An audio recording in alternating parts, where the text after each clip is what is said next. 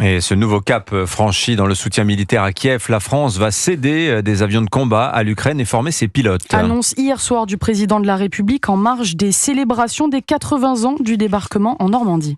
Nous allons lancer une nouvelle coopération et annoncer la cession de Mirage 2000-5 qui permettront à l'Ukraine de protéger son sol, son espace aérien. On va proposer au président Zelensky que les pilotes puissent être formés dès cet été. Il faut normalement 5 à 6 mois.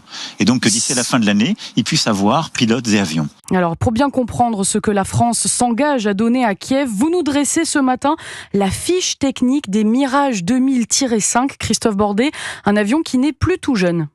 Alors écoutez, c'est un appareil qui est sorti des chaînes de montage de Dassault Aviation en 1999, un monoplace qui à l'époque fait entrer la gamme Mirage 2000 dans la modernité. Les instruments de bord analogiques présents sur les précédentes versions sont remplacés par des écrans ultra sophistiqués.